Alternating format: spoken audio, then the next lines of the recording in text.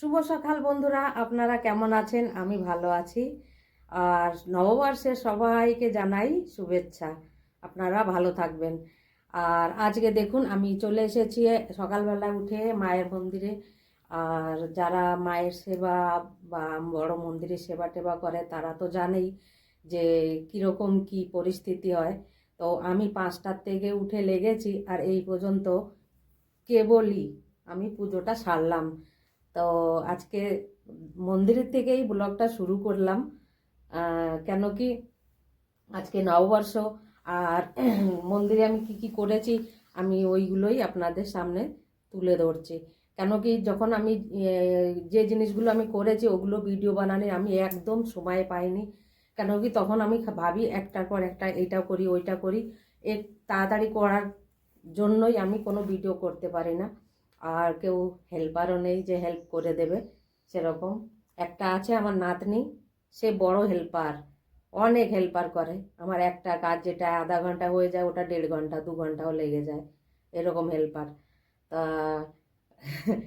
নববর্ষের সময় আমি শিকায়ত মতলব নালিশ করছি না, মানে আমার এরকম হেল্পার আছে।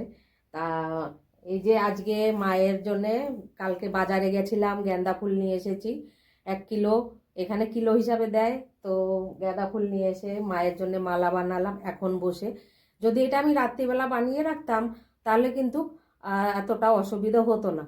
তো মালাটা রাত্রিবেলা আমি বানাইনি, রাত্রিবেলা আবার রান্নার তাড়াহুড়ো ছিল, সেই জন্য একটু অসুবিধা হয়ে গেছে। আর এখন উঠে ওই জন্য বানালাম, দেরি হয়ে গেছে। ভেবেছিলাম সকালবেলায় মাকে পায়েস লুচি তরকারি এসব বানিয়ে ভোগ লাগাবো, কিন্তু কি করব, তাড়াতাড়ি মায়ের জন্য পায়েসটাই বানাতে পেরেছি। আর 5 রকমের ফল এইসব দিয়ে মাকে আমি ভোগ লাগিয়েছি।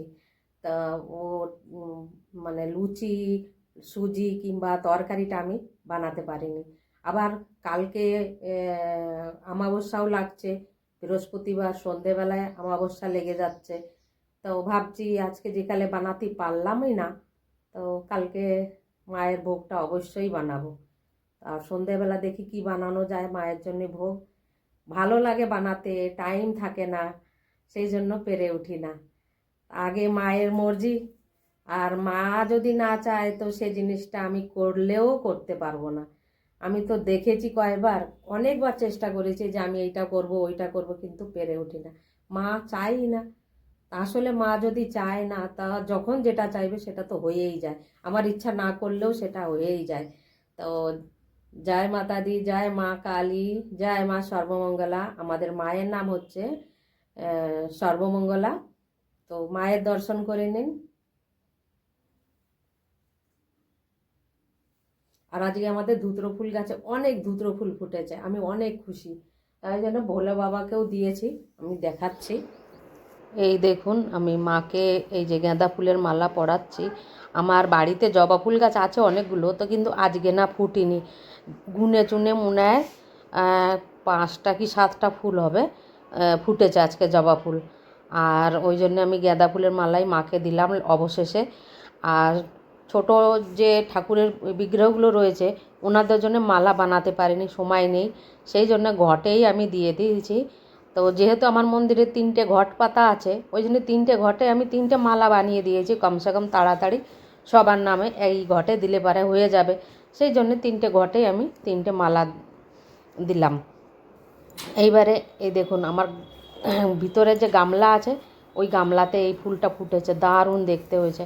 তেমন আজকে নববর্ষ, তো মাকেই দিই এই ফুলটা।